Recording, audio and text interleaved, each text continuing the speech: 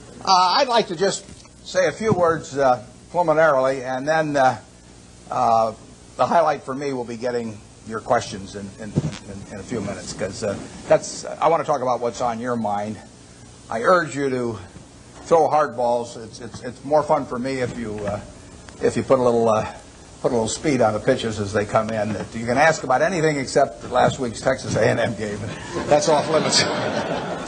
We have a couple of men here from SunTrust. I was just up at the Coke meeting, and I sit next to Jimmy Williams there, who ran SunTrust for many years, and he wanted to be sure that I wore this SunTrust shirt down here.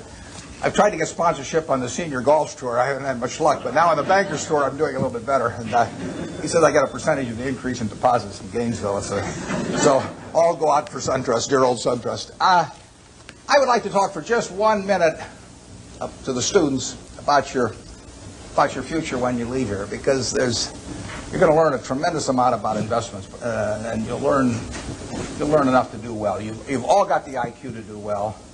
You've all got the initiative and energy to do well, or you wouldn't be here. And most of you will succeed in meeting your aspirations.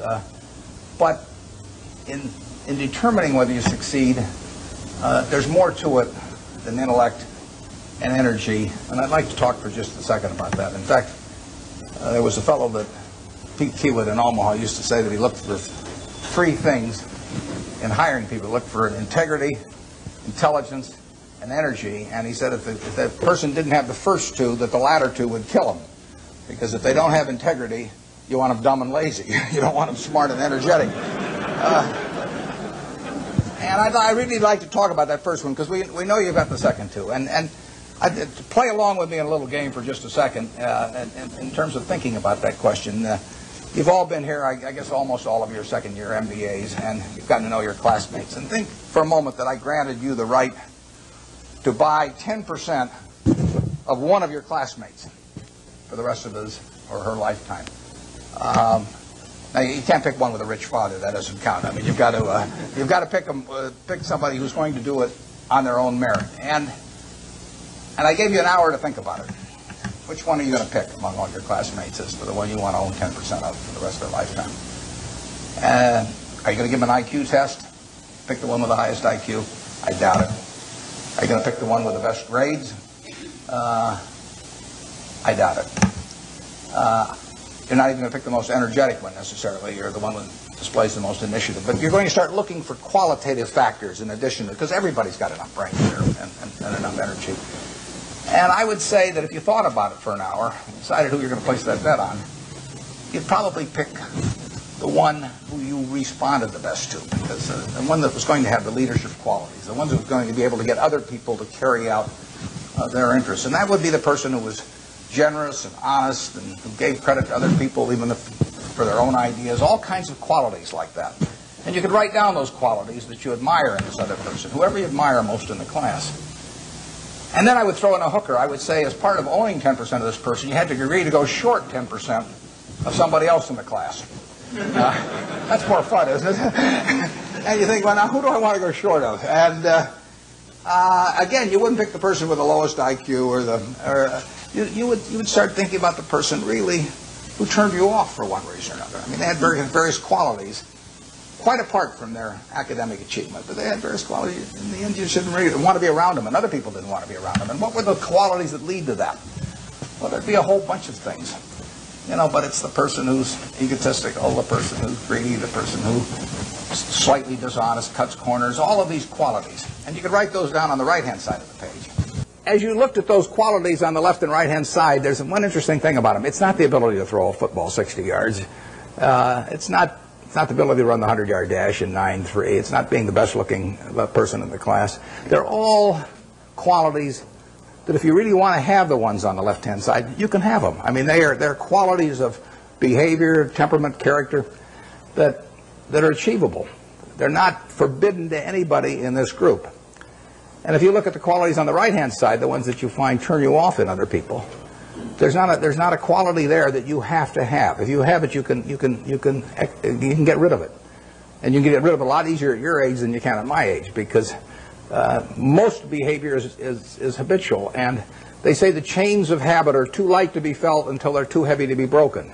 And there's no question about it. I see people with these self-destructive behavior patterns at my age or even 10 or 20 years younger, and they really are entrapped by them. They go around and they do things that turn off other people right and left. And they don't need to be that way, but by a certain point they get so they can hardly change it. But at your age, you can have any habits, any patterns of behavior that you wish. It's simply a question of which you decide. And why not decide the ones that, I mean, if you like, Ben Graham did this, and Ben Franklin did it before him, but Ben Graham in his low teens looked around and he looked at the people he admired, and he said, you know, I want to be admired, so why don't I just behave like them? And he found there was nothing impossible about behaving like them. And similarly, he did the same thing on the reverse side in terms of getting rid of those qualities. So I would suggest that if you write those qualities down and think about them a little while and make them habitual, you will be the one that you want to buy 10% of when you get all through. And the beauty of it is you already own 100% and you're stuck with it. So you might as well be that person as somebody else. Well, that's a short little sermon. So let's get on to what you're interested in. And like I say, you can go all over the lot. So I don't know exactly how we're going to handle this, but let's start with a hand here someplace or other. Where do we go with the first one? Yeah, right here. Your thoughts about Japan. My thoughts about Japan? I'm not a macro guy. Now, I say to myself, Berkshire Hathaway can borrow money for 10 years at 1% in Japan now. 1%. And I say to myself, gee, I took Graham's class 45 years ago, and I've been working hard at this thing all my life. Maybe I can earn more than 1%, you know, if I really worked hard at it. 1% annually. It doesn't seem impossible, does it? So I wouldn't want to get involved in currency risk, so I'd have to do it in something that was yen denominated. So I have to be in Japanese real estate or a Japanese business or something of the sort, and all I have to do is beat 1%. And that's all the money's going to cost me, and I can get it for 10 years. So far, I haven't found anything. It's kind of interesting. The Japanese companies earn very low returns on equity, and they have a bunch of businesses that earn 4, 5, 6% on equity, and it's very hard to earn a lot as an investor when the business you're in doesn't earn very much money. Now some people do it. In fact, I've got a friend, Walter Schloss, who worked with Graham at the same time I did, and it was the first way I went at stocks, to buy stocks selling way below working capital, very cheap quantitative stocks. I call it the cigar butt approach to investing. Is that you walk down the street and you look around for a cigar butt someplace, and you see one, and it's soggy and kind of repulsive, but there's one puff left in it. So you pick it up, and the puff is free. I mean, it's a cigar butt stock. I mean, you get one free puff out of it, and then you throw it away, and you walk down the street and try and find another one. I mean, it's not elegant, but it works. You know, if you're looking for a free puff, it works. Those are low-return businesses. But time is the friend of the wonderful business. It's the enemy of the lousy business. If you're in a lousy business for a long time, you're going to get a lousy result, even if you buy it cheap. If you're in a wonderful business for a long time, even if you pay a little too much going in, you're going to get a wonderful result if you stay in a long time. I find very few wonderful businesses in Japan at present now. They may change the culture in some way so that managements get more stockholder responsive over there and returns are higher. But at the present time, you'll find a very lot of low-return businesses, and that was true even when the Japanese economy was booming. I mean, it's amazing. They had an incredible market without incredible companies. They were incredible in terms of doing a lot of business, but they weren't incredible in terms of the return on equity that they achieved. And that finally caught up with them. So we have so far done nothing there, but as long as money's 1%, I'll keep looking. I mean, yeah. You were rumored to be one of the rescue buyers of long-term capital. What was the play there? What did you see? Well, there's a story in the current Fortune magazine, one has Rupert Murdoch's picture on the cover that tells the whole story of our involvement. It's kind of an interesting story because it's a long story, so I won't go into all the background of it, but I got the really serious call about long-term capital about 4 weeks ago this Friday, whenever it was my granddaughter. I got it in mid-afternoon, and my granddaughter was having her birthday party that evening, and then I was flying that night to Seattle to go on a 12-day trip with Gates to Alaska in a private train, all kinds of things where I was really out of communication. But I got this call on a Friday afternoon saying that things were really getting serious there. I'd had some other calls before that the article gets into a few weeks earlier. I know those people most of them pretty well. So a lot of them were Solomon when I was there. And the place was imploding, and the Fed was sending people up that weekend. And so between that Friday and the following Wednesday, when the New York Fed, in effect, orchestrated a rescue effort, but without any federal money involved, I was quite active, but I was having this terrible time because we were sailing up through these canyons, which held no interest for me whatsoever, in Alaska. And the captain would say, you know, if we just steer over here, we might see some bears and whales. And I said, steer where you get a good satellite connection, because I want home. But we put in a bid on Wednesday morning. By then I was in Bozeman, Montana, and I talked to Bill McDonough, the head of the New York Fed, about 10 o'clock. They were having a meeting of the bankers at 10 o'clock that morning in New York, and I caught him. Right, we actually delivered a message to him. He called me out there in Wyoming a little bit before 10 New York time, and we made a bid. It was because it was being done at a long distance and everything. It was really the outline of a bid, but in the end, it was a bid for $250 million, essentially for the net assets of.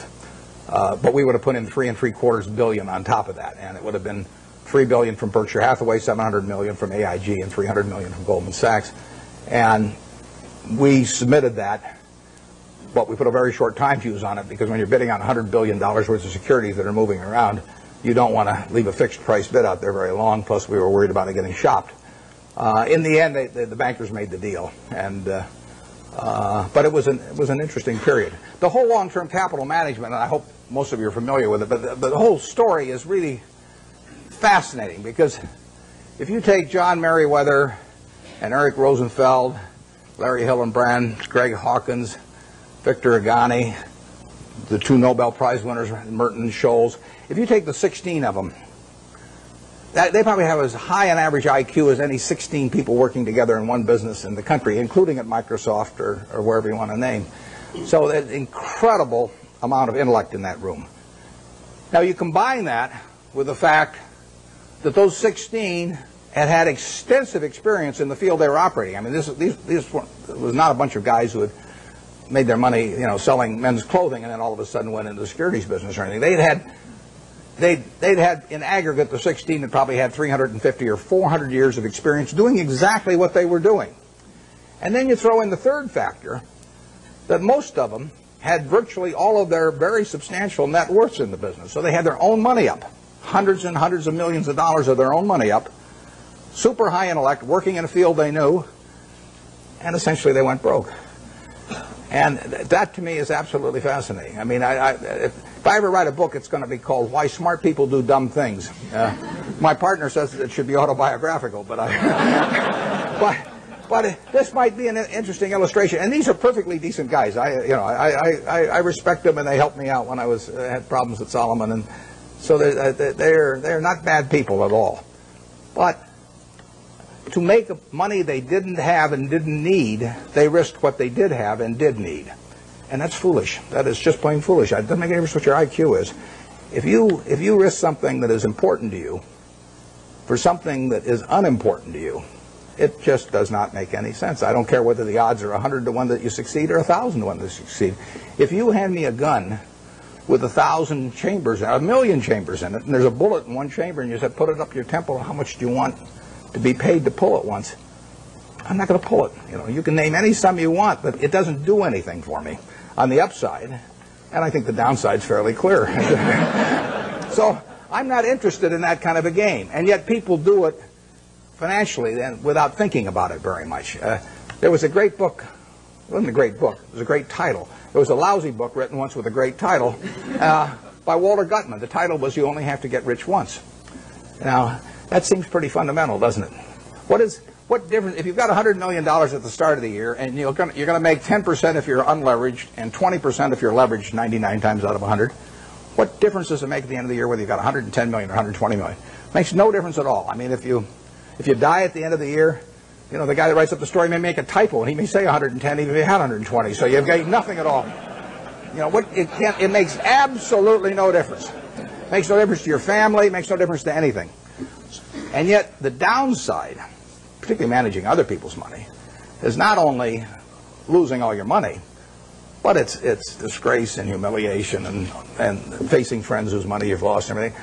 I just can't imagine an equation that makes sense for. And yet 16 guys with very high IQs who are very decent people entered into that game. And, you know, I think it's madness. And it's produced by an over-reliance, to some extent, on things. You know, those guys would tell me back when I was at Solomon, you know, that a 6 Sigma event wouldn't touch us, or a 7 Sigma event. But they were wrong. I mean, their history does not tell you the probabilities of future financial things happening. And they had a great reliance on mathematics, and they felt that the beta of the stock told you something about the risk of the stock. It doesn't tell you a damn thing about the risk of the stock, in my view. And Sigmas do not tell you about the risk of going broke, in my view, and maybe in their view now too. But I don't like to even use them as an example, because they are. I mean, the same thing in a different way could happen to any of us, probably, where we really have a blind spot about something that's crucial because we know a whole lot about something else. It's like Henry Kaufman said the other day. He said the people who are going broke in this situation are just of two types: the ones who knew nothing and the ones that knew everything. And it's sad in a way. I urge you, in anything. We never basically borrow money. I mean, we get float through our insurance business and to do things. But I never borrowed money. I never borrowed money when I had $10,000 basically, because what difference did it make? I was having fun as I went along, and it didn't make any difference whether I had $10,000 or $1 million or $10 million. You know, except if I had a medical emergency or something had come along like that. But I was going to do the same things when I had a lot of money as when I had very little money. You know, if you think about the difference between me and you in terms of how we live, you know, we wear the same clothes basically. SunTrust gives me mine, but you. So we wear the same clothes. We eat. You know, we all have a chance to drink the juice of the gods here. But we all go to McDonald's, or better yet, Dairy Queen, and we live in a house that's warm in winter and cool in summer, and we watch Nebraska, Texas A&M on a big screen. You see it the same way I see it. We do everything. Our lives aren't that different. You know, you'll get decent medical care if something happens to you, and I'll get decent medical care. The only thing we do is we travel differently. You know, I ride around this little plane, and I love it. And that takes money. But if you leave that aside, we travel differently. But other than travel, you know, I think about it. Think what can I do that you can't do? Now, I get to work in a job that I love, but I've always worked in a job I love. I loved it when I loved it just as much when it was a big deal if I made $1,000. And I urge you to work in jobs you love. I mean, I think you're out of your mind if you keep taking jobs that you don't like because you think it'll look good on your resume. I was with a fellow at Harvard the other day who was taking me over to talk, and he was 28, and he was telling me what he'd done in life, which was terrific. And then I said, "What are you going to do next?" And he said, "Well," he said, "after I get out my MBA," he says, "I think maybe I ought to go to work for a management consulting firm because it'll look good on my resume." And I said, "Wait a second, you've been 28, you've been doing all these things. I mean, you've got a resume that's 10 times as good as anybody I've ever seen it already." I said, "If you take another job you don't like, I said, isn't that a little like saving up sex for your old age? You know, I mean, there comes a time when you ought to just start doing what, you know."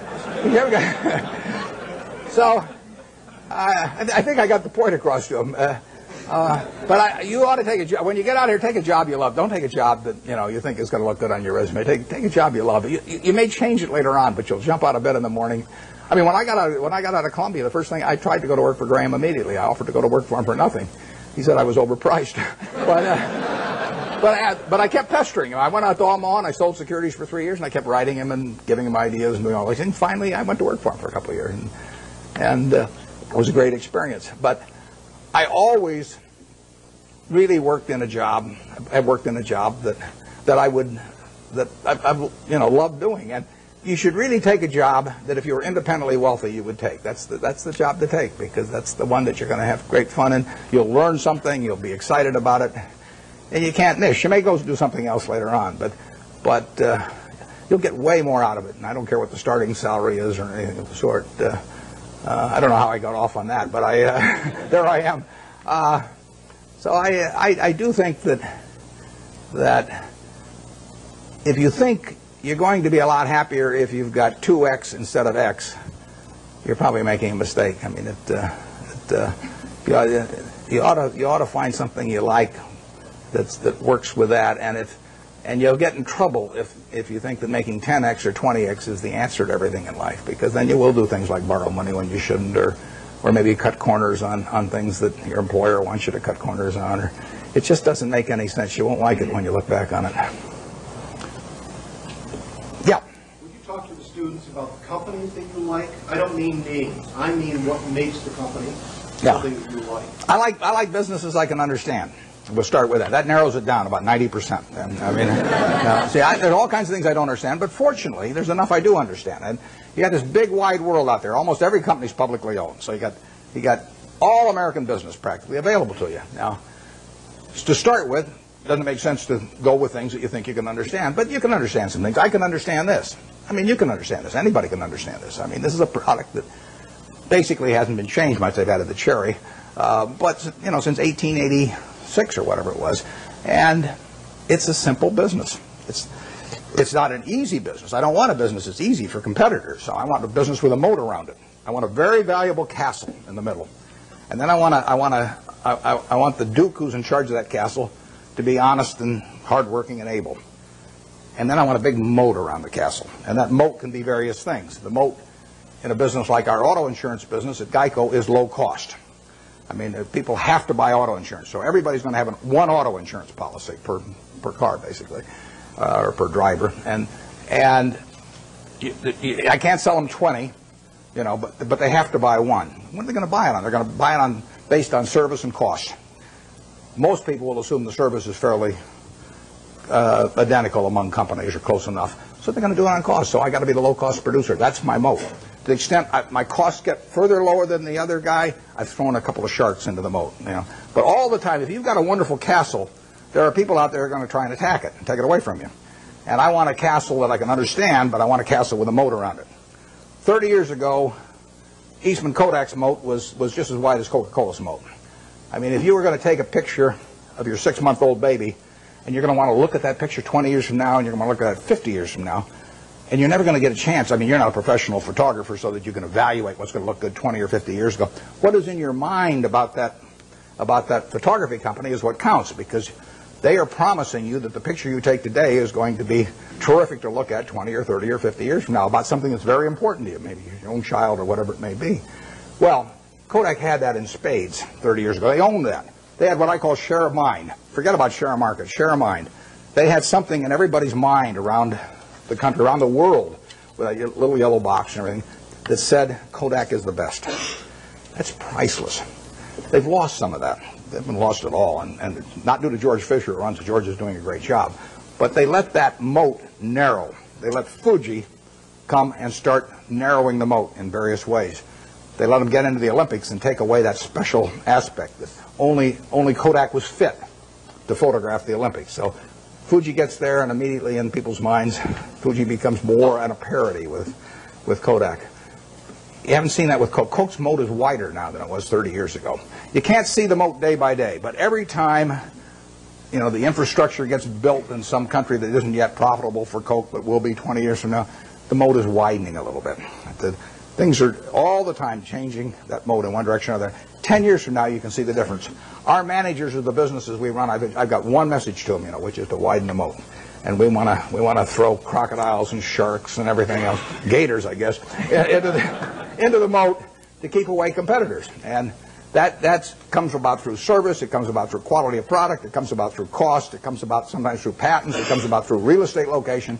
So that's the business I'm looking for. Now, what kind of businesses am I going to find like that? Well, I'm going to find them in simple products, because I'm not going to be able to figure out what the moat's going to look like for Oracle or Lotus or Microsoft 10 years from now. I mean, Gates is the best businessman I've ever run into, and they've got a hell of a position, but I really don't know what that business is going to look like 10 years from now.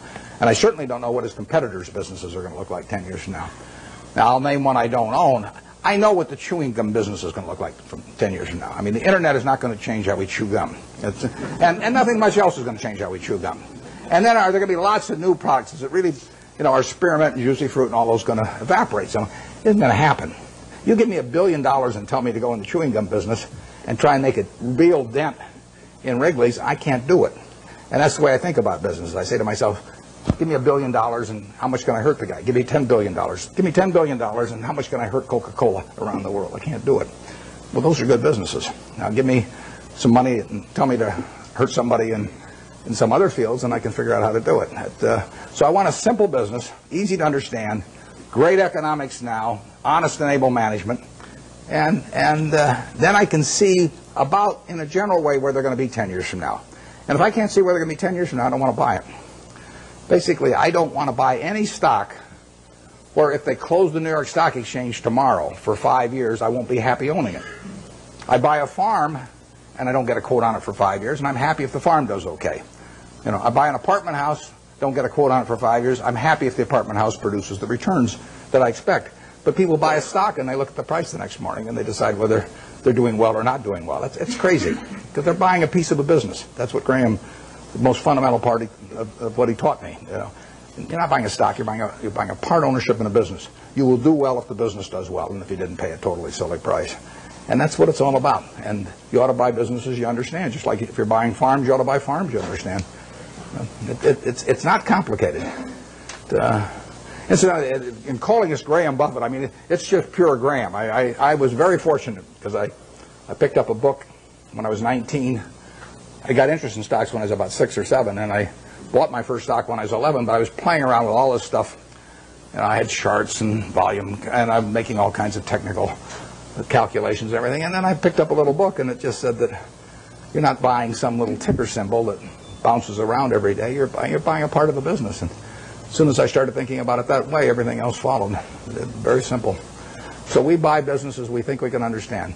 There's no one here that can't understand the Coca-Cola company. I would say there's no one here that can understand some new internet company. And I said at the annual meeting this year that if I were teaching a class in business school on the final exam, I would pass out the information on an internet company and ask each student to value it. And anybody that gave me an answer, I'd flunk. I don't know how to do it. But people do it every day. I mean, it's more exciting. I mean, if you look at it like going to the races or something, that's a different thing. But if you're investing, I mean, investing is putting out money to be sure of getting more money back later, at an appropriate rate.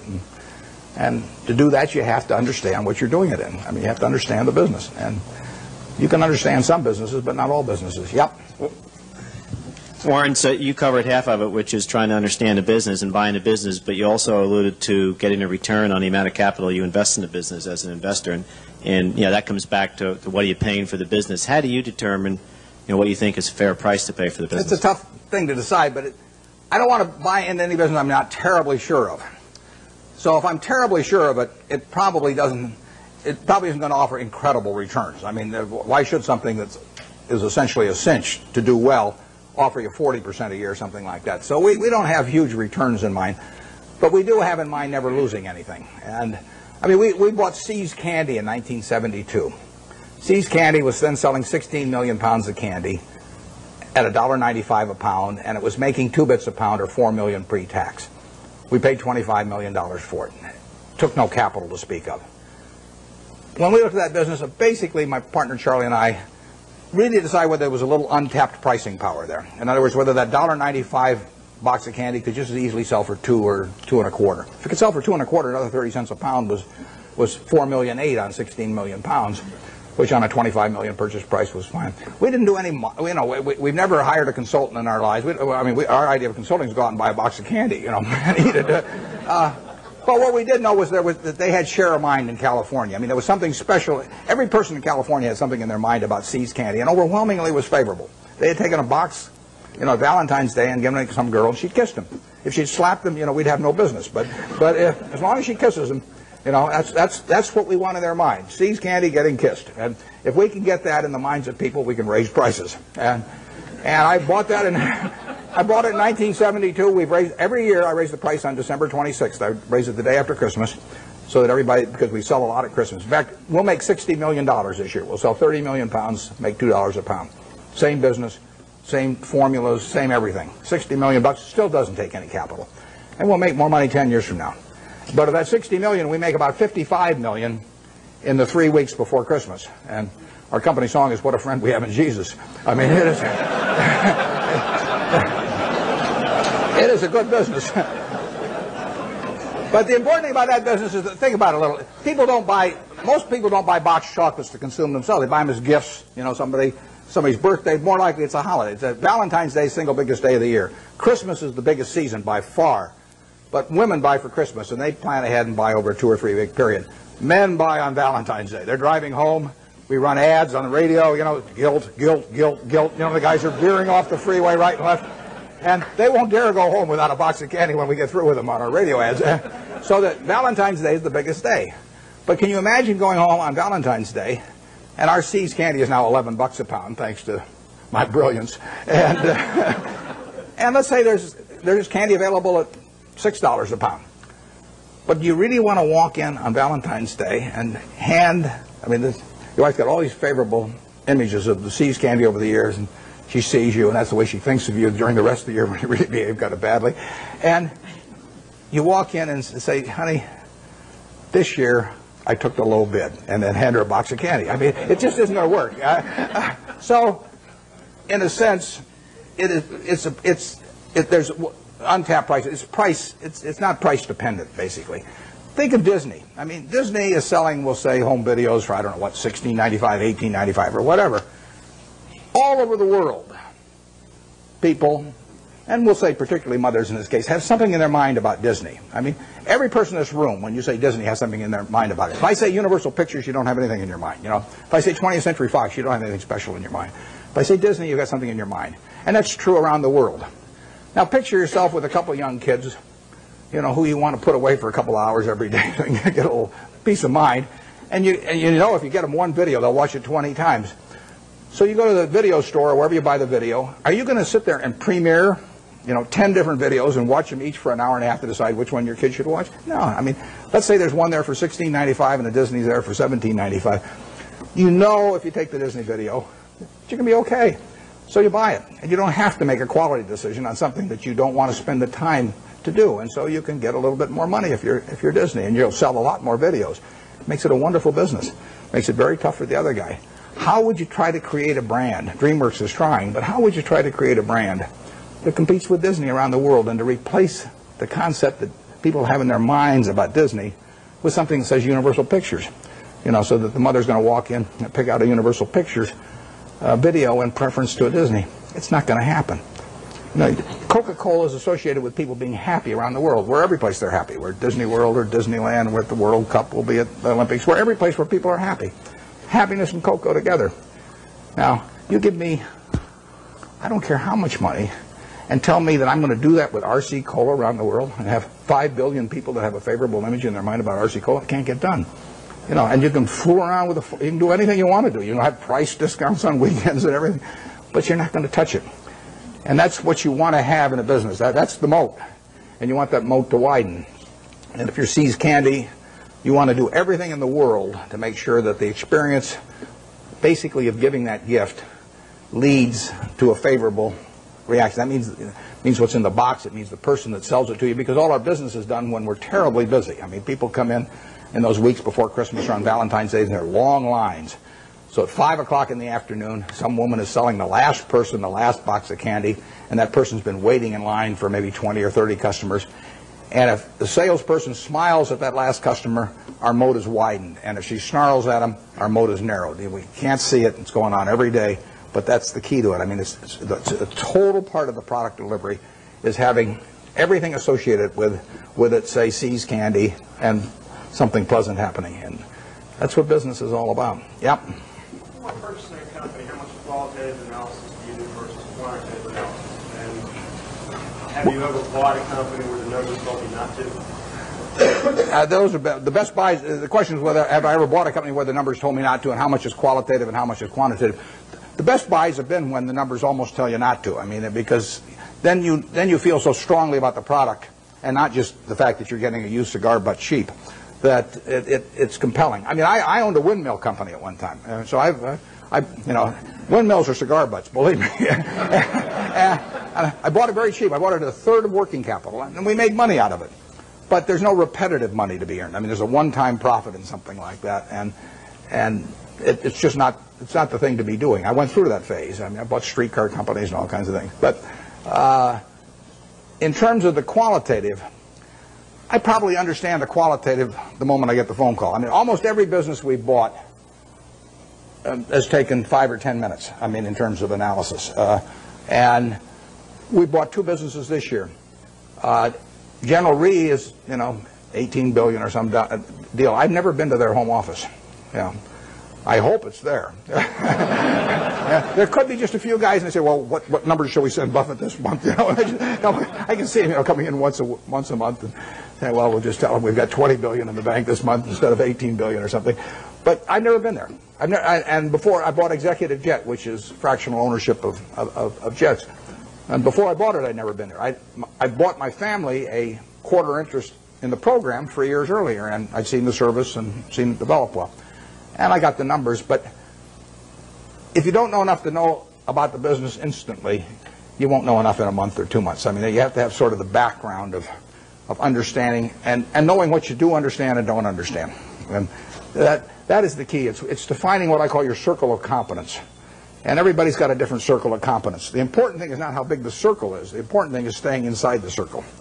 And if that circle has only got 30 companies in it out of thousands on the big board, as long as you know which 30 they are, you're okay. And you should know those businesses well enough so that you don't need to do lots of work. Now, I did a lot of work in the earlier years just in getting familiar with businesses. And the way I would do that is I would go out and use what Phil Fisher called the scuttlebutt approach. I'd go out, I'd talk to customers, I'd talk to maybe ex-employees in some cases, I'd talk to suppliers, everybody. Every time I'd see somebody in an industry, let's say I was interested in the coal industry, I'd go around and see every coal company, and I'd ask every CEO, if you could only buy stock in one coal company that wasn't your own, which one would it be and why? And you piece those things together, and you learn a lot about the business after a while. And the funny thing is you get very similar answers as long as you ask about competitors. That, you know, I'd say if you got a silver bullet, you know, and you put it through the head of one competitor, which competitor and why? You know, you'll find out who the best guy in the industry is in that case, or the one that's coming up. And there's a lot of things you can learn about a business. I've done that in the past on the businesses that I feel I could understand, so I don't have to do much of that anymore. It's a nice thing about investing is you don't have to learn anything very new. I mean, you can do it if you want to, but if you learned about Wrigley's chewing gum 40 years ago, you still understand Wrigley's chewing gum. There's not a lot of great insights to get or anything of the sort as you go along. So you do get a database in your head. I had a guy, Frank Rooney, who ran Melville for many years. His father-in-law died, owned a company called H.H. Brown, a shoe company. And he put it up with Goldman Sachs, but he was playing golf with a friend of mine here in Florida and mentioned to this friend. The guy said, "Why don't you call Warren?" He called me at the end of the golf match, and in 5 minutes I basically had a deal. But I knew Frank, and I knew the kind of business. And I sort of knew the basic economics of a shoe business, and so I could buy it. And quantitatively, I got to decide what the price is. But you know, that's either yes or no. I mean, I don't fool around a lot with negotiations. So if they name a price that makes sense to me, I buy it. And if they don't, I was happy the day before, so I'll be happy the day after without owning it. Yeah. Drop in expectations in terms of future earnings and fourth quarter earnings. And in light of the fact that Coke has a lot of their profits coming in from outside the United States, how do you think the Asian crisis, so to speak, is going to affect Coke, and for that matter, the U.S. economy in general? The question is about the Asian crisis and how it affects a company like Coke that recently announced that the earnings, actually they just announced their third quarter earnings, but a few weeks ago they tipped people off that they were going to be lower in the fourth quarter and so on. Well, basically I love it, but because the market for Coca-Cola products is going to grow far faster over the next 20 years internationally than it will in the United States. It'll grow in the United States on a per capita basis. It's going to grow faster elsewhere. So the fact that it's going to be a tough period for, who knows, 3 months or 3 years, but it won't be tough for 20 years. I mean, people are still going to, they're going to work productively around the world, and they're going to find that this is a bargain product in terms of the portion of their working day that they have to give up in order to have one of these, or better yet, 5 of them a day, like I do. It's this is a product. In 1936, when I first bought 6 of those for a quarter and sold them for a nickel each, and it was in a 6.5-ounce bottle, and you paid a 2-cent deposit on the bottle. That was a 6.5-ounce bottle for a nickel at that time. It's now a 12-ounce can, which if you buy it on weekends, or if you buy it in bigger quantities, so much money doesn't go to the packaging, I mean, you essentially can buy the 12 ounces for not much more than 20 cents. So you're paying not much more than twice the per ounce price of 1936. It is a product that's gotten cheaper and cheaper and cheaper in relative to people's earning power over the years, and which people love. In 200 countries, you have the per capita use going up every year for a product that's over 100 years old, and that dominates the market. I mean, it's unbelievable. One thing that people don't understand is one thing that makes this product is worth tens and tens of billions of dollars. Is one simple fact about really all colas, but we'll call it Coca-Cola for the moment. It happens to be a name I like. Cola has no taste memory.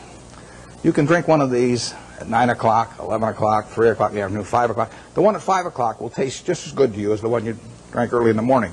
You can't do that with cream soda, root beer, orange, grape, you name it. All of those things accumulate on you. Most foods and beverages accumulate on you. You get sick of them after a while. And if you eat, I mean, we get these people who go to work for us who seize candy, and we tell them they eat all the candy they want. And the first day they go crazy. But after a week, they're eating about the same amount they'd eat if they were buying it, because chocolate accumulates on, everything accumulates on. There is no taste memory to cola. And that means that you get people around the world that are heavy users that'll drink 5 a day, or Diet Coke, maybe 7 or 8 a day, or something of the sort. They'll never do that with other products. So you get this incredible per capita consumption. The average person in this part of the world, well, maybe a little north of here, drinks about 64 ounces of liquid a day. And you can have all 64 ounces of that be Coke, and you will not get fed up with Coke if you like it to start with, in the least. But if you do that with almost anything else, if you eat just one product all day, you'll get a little sick of it after a while. And it's a huge factor. So that today, over 1 billion 8-ounce servings of Coca-Cola products will be sold in the world. And that will grow year by year. It'll grow in every country, virtually. And it'll grow on a per capita basis. And 20 years from now, it'll grow a lot faster internationally than in the U.S. So I really like that market better, because there is more growth there over time. But it will hurt them it is hurting them in the short term right now. But that doesn't mean anything. I mean, Coca-Cola went public in, I think it was 1919. Stock sold for $40 a share. It went back before that as the Candler family, and they went back. They bought it for $2,000, the whole business. A's the Candler back in the late 1880s in a couple of purchases. So now he goes public in 1919, $40 a share. 1 year later, it's selling for $19, gone down 50% in 1 year. Now you might think that's some kind of disaster, and you might think that sugar prices increased and the bottlers were rebellious and a whole bunch of things. You could always find a few reasons why that wasn't the ideal moment to buy it. Years later, you'd have seen the Great Depression, and you'd have seen World War II, and you'd seen sugar rationing, and you'd seen thermonuclear weapons, and the whole thing. There's always a reason. But in the end, if you'd bought one share for $40 and reinvested the dividends, it'd be worth about $5 million now. And that factor so overrides anything else. I mean, if you're right about the business, you'll make a lot of money. And the timing part of it is a very tricky thing. So I don't worry about any given event if I've got a wonderful business, what it does to next year or something of the sort. There price controls have been in this country at various times, and that's fouled up even the best of businesses. I mean, I wouldn't be able to raise the price on December 26th of See's Candy if we had price controls, and we've had them in this country. But that doesn't make it a lousy business if that happens to happen, because you're not going to have price controls forever.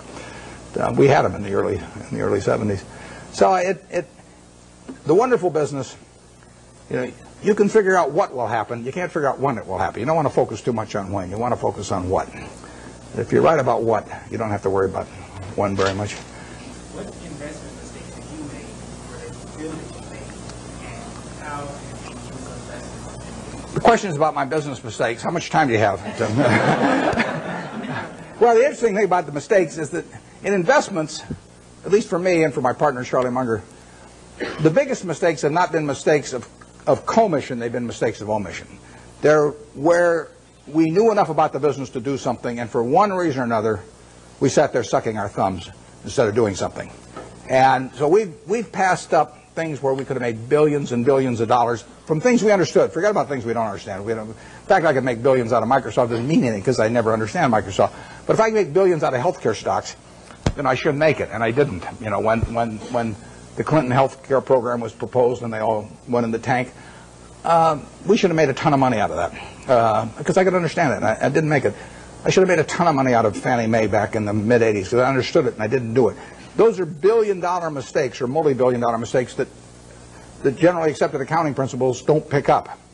The mistakes you see, we made a, I made a mistake buying U.S. Air Preferred some years ago. I mean, I had a lot of money around. I make mistakes when I get cash. Charlie tells me to go to a bar instead. You know, don't hang around the office.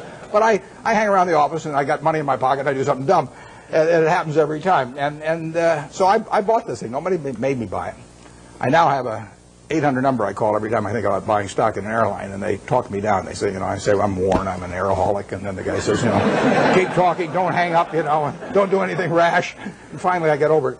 But I bought it, you know, and it looked like we were going to lose all our money in that, and we came very close to losing all our money, and you can say we deserved to lose all our money. And we bought it because it was an attractive security, but it was not in an attractive business. I did the same thing with Solomon. I bought an attractive security in a business that I wouldn't have bought the equity in. So you can say that that's one form of mistake, buying something because you like the terms when you don't like the business that well. And I've done that in the past. I'll probably do it again. The bigger mistakes, though, are the ones of omission. I did back when I had the $10,000. I put $2,000 of it into a Sinclair service station, which I lost. So my opportunity cost on that's about $6 billion right now. Fairly big mistake. Yeah, it makes me feel good when Berkshire goes down then because the cost of my Sinclair station goes down too. My 20% opportunity cost. But I will say this: you talk about learning from mistakes. I really believe it's better to learn from other people's mistakes as much as possible. But we don't spend any time looking back at Berkshire. I've got a partner, Charlie Munger. We've been pals for 40 years. We've never had an argument. We disagree on things a lot, but we don't have arguments about it. And we never look back. We just figure there's so much to look forward to that there's just no sense thinking about what we might have. It just doesn't make any difference. I mean, you can only live life forward, and you can learn something perhaps from the mistakes, but the big thing to do is stick with the businesses you understand. And so if there's a generic mistake of getting outside of your circle of competence and, you know, buying something because somebody tips you on it or something of the sort in an area you don't know anything about, I mean, you should learn something from that, which is that you stay with what you can figure out yourself. I mean, you really want your decision making to be by looking in the mirror and saying to yourself, I'm buying 100 shares of General Motors at 55 because. And I mean, it's your responsibility if you're buying it, and there's got to be a reason. And if you can't state the reason, you shouldn't buy it. If it's because somebody told you about it at a cocktail party, not good enough. You know, I mean, it's got to be something. You know, it can't be because the volume, you know, the chart looks good on it or anything like that. It's got to be a reason you'd buy the business, and we stick to pretty carefully. That's one of the things Ben Graham taught me. Yeah. But with the current tenuous economic situation in the world, although our economy seems to be still chugging along quite well, where are we going? What's going to happen with interest rates? The question about what's going to happen to interest rates or where we go in the world, I don't think about the macro stuff. You know, I just what you really want to do in investments is figure out what's important and knowable. If it's unimportant or unknowable, you forget about it. What you talk about is important, but in my view, it's not knowable. Understanding Coca-Cola is knowable, or Wrigley, or Eastman Kodak, or anything. I mean, you can understand those businesses. That's knowable. And whether it turns out to be important depends on where your valuation leads you and the current price and all of that. But we have never either bought a business or not bought a business because of any macro feeling of any kind. We don't read things about predictions about interest rates or business or anything like that because it doesn't make any difference. I mean, let's say in 1972 when we bought See's Candy, I think maybe Nixon put on the price controls a little bit later. Let's say we'd seen that. But so what? We'd have missed a chance to buy something for $25 million that's earning $60 million pre-tax now. I mean, we don't want to pass up the chance to do something intelligent because of some prediction about something that we're no good on it anyway. So we just don't read or listen to or do anything in relation to macro factors at all. Zero. And the typical investment counseling organization goes out and they bring out their economist, they trot him out, and he gives you this big macro picture, and then they start working from there on down.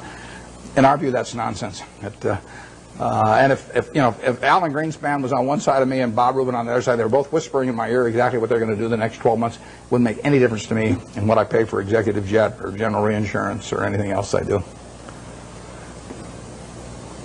Yeah. What's the benefit of being an out-of-towner for Wall Street as an investor? Well, What's the benefit of being an out-of-towner as opposed to being in Wall Street? I worked in Wall Street for a couple of years, and I like. I've got my best friends actually, and I'm on both coasts, and I like seeing them, and I get ideas when I go there. But the best way to think about investments is to be in a room with no one else and just think. And if that doesn't work, nothing else is going to work. And the disadvantage of being in any kind of a market-type environment on Wall Street would be the extreme is that you get overstimulated. You think you have to do something every day. I mean, the Canver family paid $2,000 for this company, and you don't have to do much else if you pick one of those. And the trick then is not to do anything else, even not to sell it in 1919, which the family did later on. So what you're looking for is some way to get one good idea a year, and then write it to its full potential. And that's very hard to do in an environment where people are shouting prices back and forth every 5 minutes and shoving reports under your nose and all that. Because Wall Street makes its money on activity. You make your money on inactivity. I mean, if everybody in this room trades their portfolio around every day with every other person, you're all going to end up broke, and the intermediary is going to end up with all the money. On the other hand, if you all own stock in a group of average businesses and just sit here for the next 50 years, you'll end up with a fair amount of money, and your broker will be broke. So his activity he's like a doctor who gets paid on how often he gets you to change pills. I mean, basically.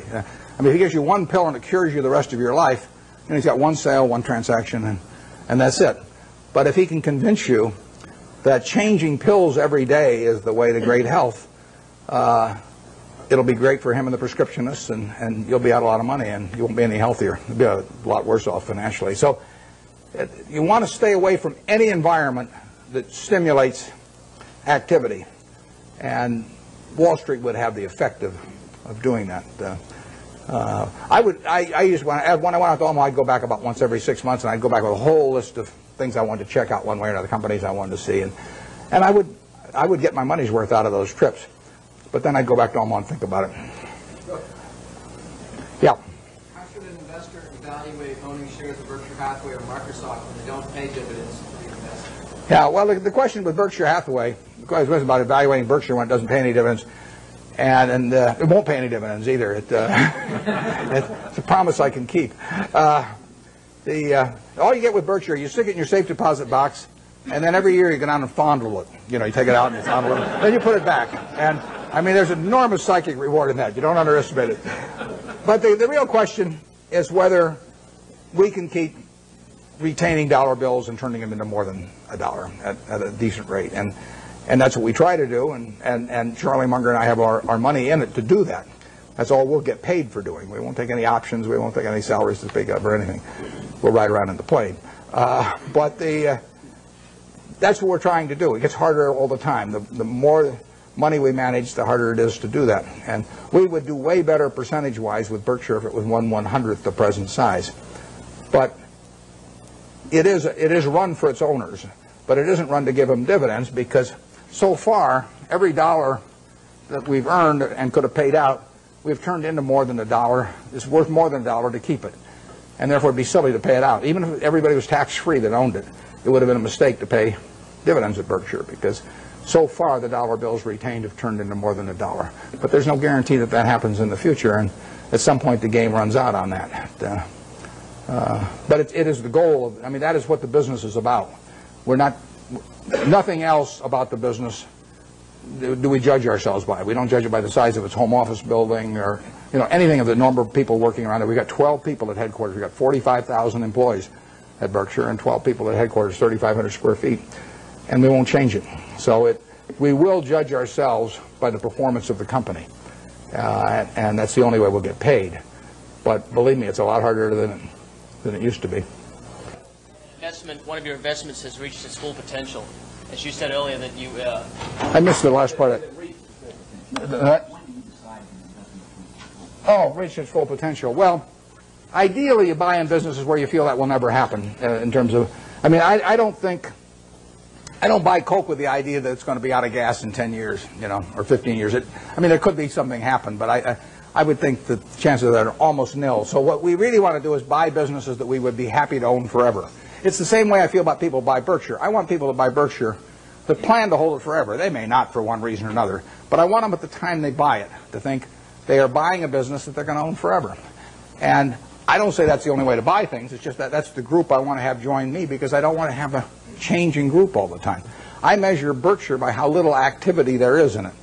If I had a church and I was the preacher and half the congregation left every Sunday, I wouldn't say, oh, this is marvelous because I have all this liquidity among my members,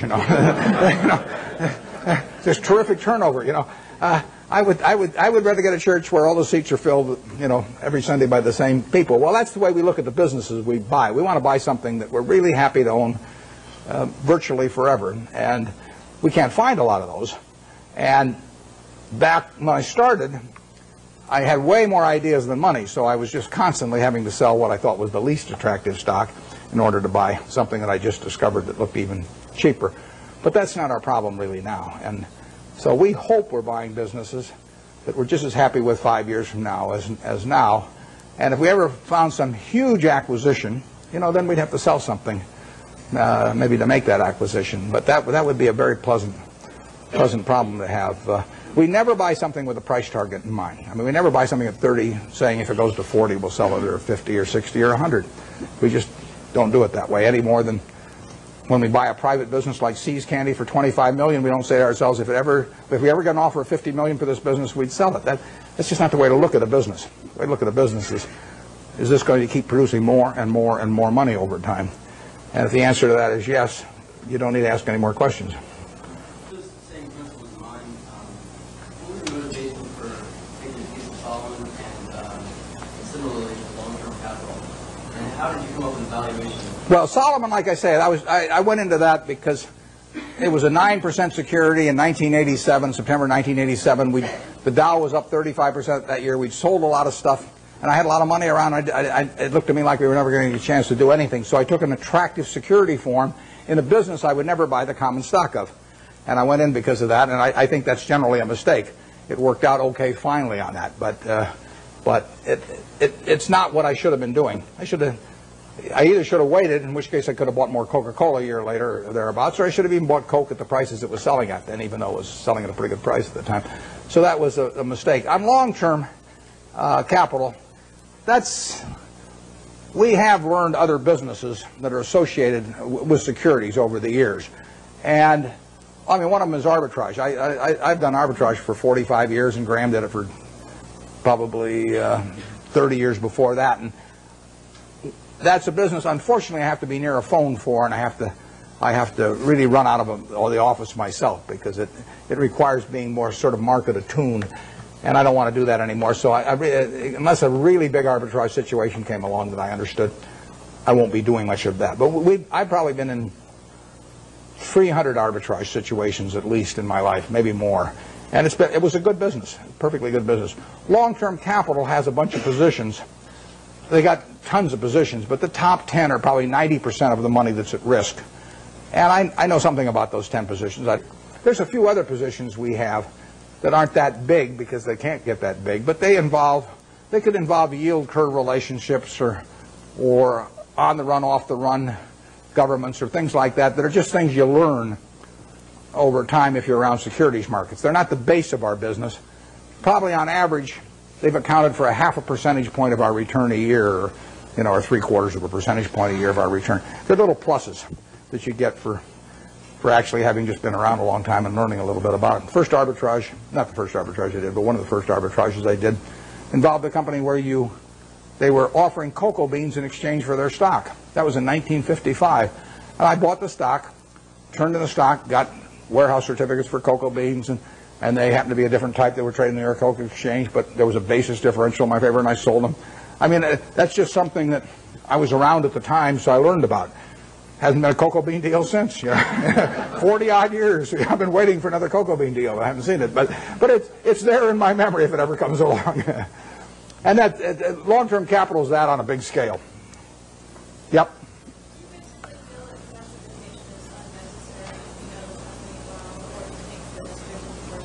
The question is about diversification, and I've got a dual answer to that. If you are not a professional investor, if your goal is not to manage money in such a way as to get a significantly better return than the world, then I believe in extreme diversification. I mean, so I believe 98 or 99%, maybe more than 99% of people who invest should extensively diversify and not trade. So that leads them to an index fund type of decision with very low costs. Because all they're going to do is own a part of America. And they made a decision that owning a part of America is worthwhile. I don't quarrel with that at all. That is the way they should approach it, unless they want to bring an intensity to the game to make a decision and start evaluating businesses. But once you're in the business of evaluating businesses, and you decide that you're going to bring the effort and intensity and time involved to get that job done, then I think that diversification is a terrible mistake to any degree. And I got asked that question when I was at SunTrust the other day. And if you really know businesses, you probably shouldn't own more than 6 of them. I mean, if you can identify 6 wonderful businesses, that is all the diversification you need, and you're going to make a lot of money. And I will guarantee you that going into a 7th one is going to, rather than putting more money in your first one, it's got to be a terrible mistake.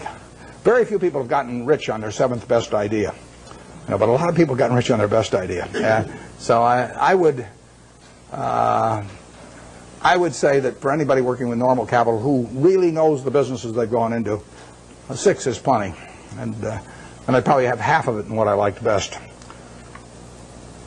I don't diversify personally. I mean, and all the people I know that have done well, with the exception of, we mentioned Walter Schloss here earlier. Walter diversifies a lot. He owns a little of everything. I call him Noah. He's got 2 of everything. Yeah. How do you differentiate the Coca-Colas of the world from the Procter & Gamble's of the world? Well, Procter & Gamble is a very, very good business. Strong distribution capabilities, lots of brand names and everything. But if you ask me, if I'm going to go away for 20 years, to put all my family's net worth in one business, but I'd rather have Procter & Gamble or Coke. Actually, Procter & Gamble is a little more, it'd be more diversified among product line, but I would feel sure of Coke than Procter & Gamble. I wouldn't be unhappy if somebody told me I had to own Procter & Gamble during that 20-year period. I mean, that would be in my top 5% because they are not going to get killed. But I would feel better about the unit growth and the pricing power of a Coke over 20 or 30 years than I would about a Procter & Gamble. Right now, the pricing power might be tough, but you think of a billion servings a day, an extra penny, $10 million a day, We own 8% of it. That's $800,000 a day for Berkshire Hathaway. You get another penny out of the stuff. Doesn't seem impossible, does it? I mean, it's worth another penny. It doesn't. Right now, it'd be a mistake to try and get it in most markets. But over time, Coke will make more per serving than it does now. 20 years from now, I'll guarantee it'll make more per serving. They'll be selling a whole lot more servings. I don't know how many. I don't know how much more, but I know that. P&G's main products, I don't think they have the kind of dominance. And they don't have the kind of unit growth, but they're good businesses. I would not be unhappy if you told me that I had to put my family's net worth in P&G and that was the only stock I could own. I would, I might prefer some other names, but there aren't 100 other names I would prefer. Yeah. On that same model, what about McDonald's? Should we go away 20 years from that? McDonald's. The question's about McDonald's and going away for 20 years. McDonald's has got a lot of things going for it, and particularly abroad again. I mean, their position abroad in many countries is stronger relatively than here. It's a tougher business over time. People do not want to eat, exception to the kids when they're giving away Beanie Babies or something, people do not want to eat at McDonald's every day. I mean, if people are drinking Coke today, they drink 5 of them today, they'll probably drink 5 tomorrow. The fast food business is tougher than that. But if you had to pick one hand to have in the fast food business, which is going to be a huge business worldwide, you'd pick McDonald's. I mean, it has the strongest position. It doesn't win taste tests, with adults. I mean, it does very well with children, and it does fine with adults. But it is not like it's a clear winner. And it's gotten into the game in recent years of being more price promotional, and you remember the experiment a year ago or so, and so it's gotten more dependent on that rather than just selling the product by itself. I like a product by itself sells. I feel better about Gillette if people buy the Mach 3 because they like the Mach 3 than if they get a Beanie Baby with it. So I just think it's fundamentally a stronger product if that's the case, and it probably is. We own a lot of Gillette, and you can sleep pretty well at night if you think of a couple billion men with their hair growing on their faces. You go to, it's growing all night while you sleep, and women have 2 legs. It's even better. So it beats counting sheep. And those are the kind of business. But if you think, what promotion am I going to put out there against Burger King next month? And what if they sign up Disney and I don't get Disney? And I mean, that is, I like the products that stand alone, absent promotional or price appeals. Although you can build a very good business based on that, and McDonald's is a terrific business. It's not as good a business as Coke, but there really are hardly any. It's a very good business, and if you bet on one company in that field, aside from Dairy Queen, of course, you might have bet on McDonald's. We bought Dairy Queen here a while back. That's why I'm plugging it shamelessly here. Yeah, way back there. What do I think of what? The electric utility industry. Well, I've thought about that a lot because you can put big money in it, and I've even thought of buying entire businesses. There's a fellow in Omaha actually that's done a little of that through Cal Energy, but I don't quite understand the game in terms of how it's going to develop with deregulation. I mean, I can see how it destroys a lot of value for the high-cost producer, once they're not protected by a monopoly territory. And I don't for sure see who benefits and how much. I mean, obviously the guy with very low-cost power, some guy's got hydropower, at 2 cents a kilowatt or something like that, has got a huge advantage. But how much of that he's going to get to keep and everything, or how extensively he can send that outside his natural territory, I haven't been able to figure that out so that I really think I know what the industry is going to look like in 10 years. But it is something I think about, and if I ever develop any insights, that call for action, I'll develop, I will act on them. But because I think I can understand the attractiveness of the product, and it's all of that, all of the aspects of certainty, of user need, and the fact that it's a bargain and all of that, I understand. I just don't understand who's going to make the money in it 10 years from now, and that keeps me away. Yeah. Who do you think that the market has favored the large cap blue chip stocks over the small cap stocks over the next couple of years? The question is large caps versus small caps, and why have large caps overperformed. I don't know the answer to that. We don't think we don't care whether companies large cap, giant cap, middle cap, small cap, micro cap. It doesn't make any difference. I mean, the only question to us is, can we understand the business? Do we like the people running it? And does it sell for a price that is attractive?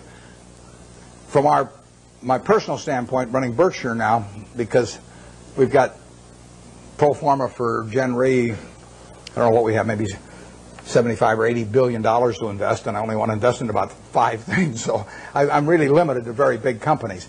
But if I were investing $100,000, I wouldn't care whether something was large cap or small cap or anything. I would just look for businesses I understood. Now, I think that on balance, large cap companies as businesses have done extraordinarily well the last 10 years, and way better than people anticipated they would do. I mean, you really have American business earning close to 20% on equity, and that's something nobody dreamed of, and that's being produced by very large companies in aggregate. So you've had this huge revaluation upward because of lower interest rates, and then much higher returns on capital. And if American business is really a bond disguised bond that earns 20%, has a 20% coupon. It's much better if it's a bond with a 13% coupon. And that's happened with big companies in recent years. Whether it's permanent or not is another question. I'm skeptical of that, but I wouldn't even think about, except for questions of how much money we run, I wouldn't even think about the size of the business. A good small See's Candy was a $25 million business when we bought it. I mean, if I could find one just like it now, even as big as we are, I'd love to buy it.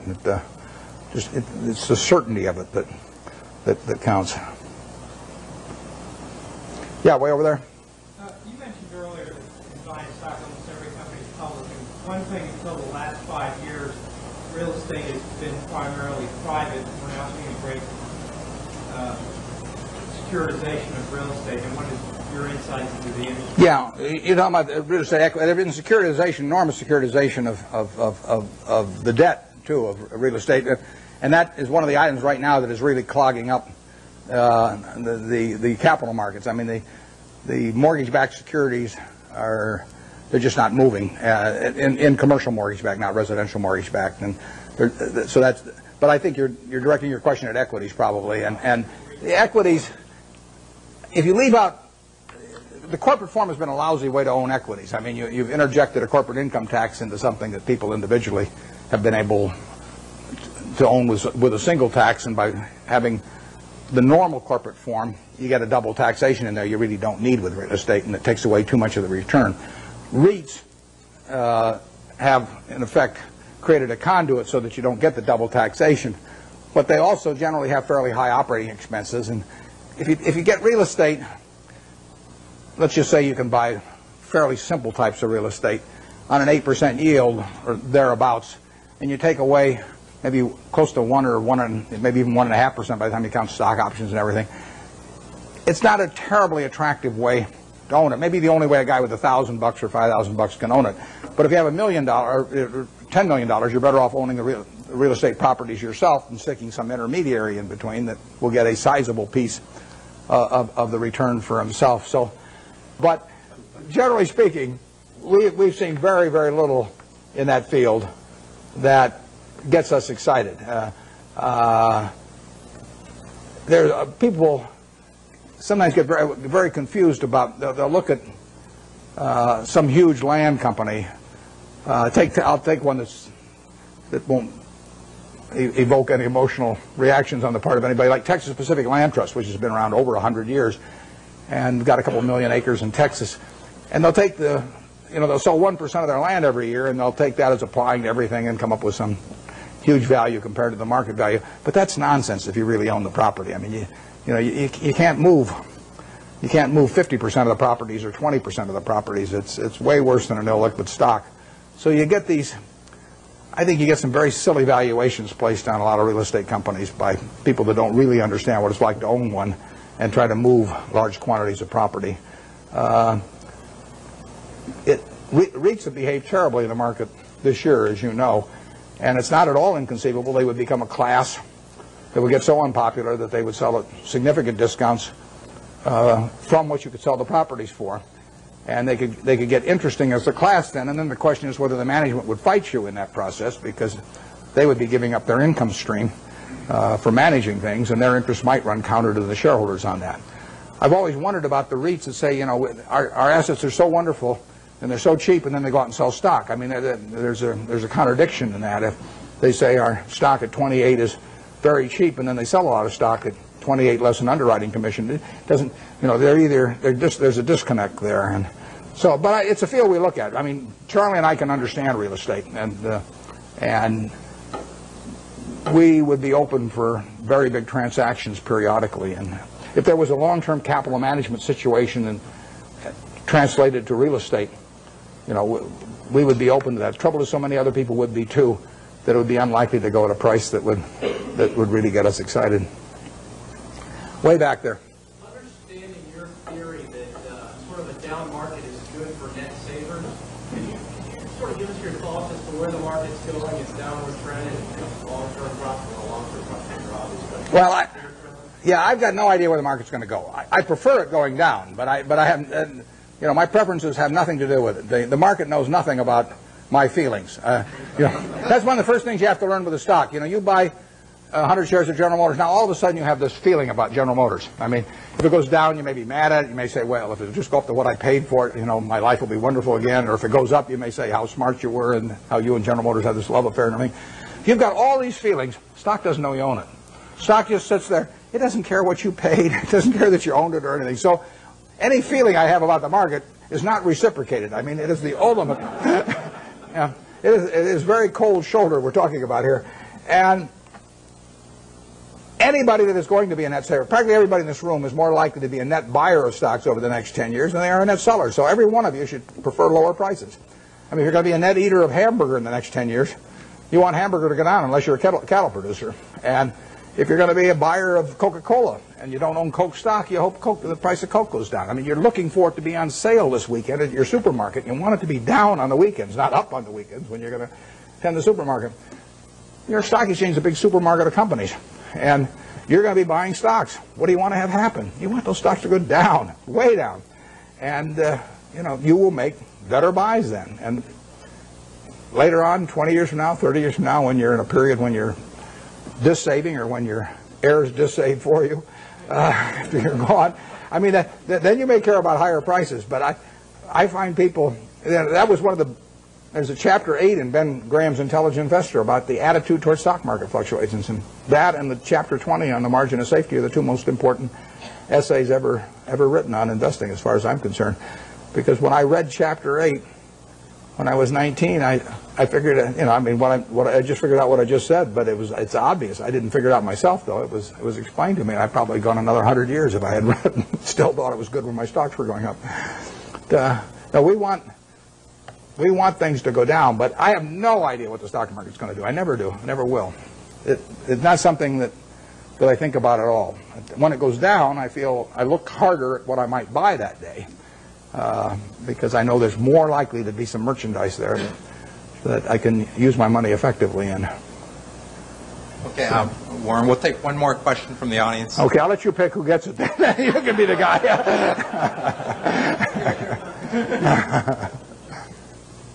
What's the question? You're right back there. Good.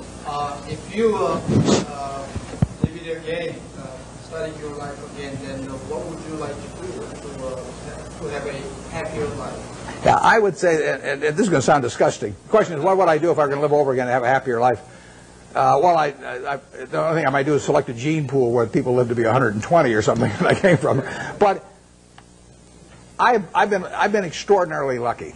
I mean, I use this example. I'll take a minute or two because I think it's worth thinking about a little bit. Let's just assume that it was 24 hours before you were born, and a genie came to you, and he said, Herb, you look very promising, and I've got a big problem. I've got to design the world in which you're going to live. And he says, I decided the hell with it. It's too tough. You design it. So you've got 24 hours. You figure out what the social rules should be, the economic rules, the governmental rules, and you're going to live under those, and your kids are going to live under them, and their kids are going to live under. And you say, I can design anything? And Ginny says, yeah, you can do it. And you say, well, there must be a catch. He says, well, there is a catch. You don't know whether you're going to be born black or white, rich or poor, male or female, infirm or able-bodied, bright or retarded. All you know is you're going to take one ball out of a barrel that's got 5.8 billion. You're going to participate in what I call the ovarian lottery. You're going to get one ball out of there. And that is the most important thing that's ever going to happen to you in your life, because that is going to control whether you're born here or in Afghanistan, or whether you're born with an IQ of 130 or an IQ of 70. It's going to determine a whole lot. And you're going to go out of the world and you're going to have that ball. Now, what kind of a world do you want to design? Well, I think that's a good way to look at social questions, because not knowing which ball you're going to get, you're going to want a ball that you're going to want a system, design a system that's going to produce lots of goods and services, because you're going to want people on balance to live well. And you're going to want it that produces more and more, so your kids live better than you do and your grandchildren live better than the kids. But you're also going to want a system that, if it does produce lots of goods and services, does not leave behind a person that accidentally got the wrong ball and is not well wired for this particular system. See, I'm ideally wired for the system I fell into here. I mean, I came out and I got something that enables me to allocate capital. Nothing so wonderful about that. If all of us were stranded on a desert island, we all landed there and we're never going to get off of it, the most valuable person would be the one that could raise the most rice, over time. And I could say, well, I can allocate capital. How about paying Neil? And you wouldn't get very excited about that. So I am in the right place. I mean, Gates says if I'd been born, a few million years ago, I'd been some animal's lunch. He says you can't run very fast, you can't climb trees, you can't do anything. You've just been chewed up in the first day. So he says you're lucky you were born today, and I am. But the question, getting back, one question you can ask yourself, incidentally, is here is this barrel with 5.8 billion balls. Everybody in the world. If you could put your ball back, and then they took out at random 100 other balls, and you had to pick one of those, would you put your ball back in? Now, those 100 balls that you're going to get out, roughly 5 of them will be American. So there's 95 versus 5. So you're only going to have 5 balls. If you want to be in this country, you're only going to have 5 balls now left. Half of them are going to be women, half of them are going to be men. I'll let you all decide how you vote on that one. Half of them are going to be below average intelligence, half are going to be above. I mean, do you want to put your ball back? Most of you, I think, will not want to put that ball back to get 100. So what you're saying is, I'm in the luckiest 1% of the world right now, sitting in this room, top 1% of the world. Well, that's the way I feel. I mean, I've been lucky to be born where I was, because it was 50-1 against me in the United States when I was born. Lucky with parents, lucky with all kinds of things, and then lucky to be wired in a way that in a market economy pays off like crazy for me. Doesn't pay off for somebody that's absolutely as good a citizen as I am, leading Boy Scout troops, teaching Sunday school, whatever, raising fine families, but it just doesn't happen to be wired in the same way I am. So I've been extremely lucky, so I would like to be lucky again. And if I'm lucky, then the way to do it is to play out that game and do something you enjoy, all your life, and be associated with people you like. I only work with people I like. I don't. If I could make $100 million by buying a business with some guy that caused my stomach to churn, I'd say no, because I say that's just like marrying for money, which probably isn't a very good idea in any circumstances. But if you're already rich, it's crazy, right? So I am not going to marry for money. So I would really do almost exactly what I've done, except I don't think I'd have bought the U.S. Air. Thanks.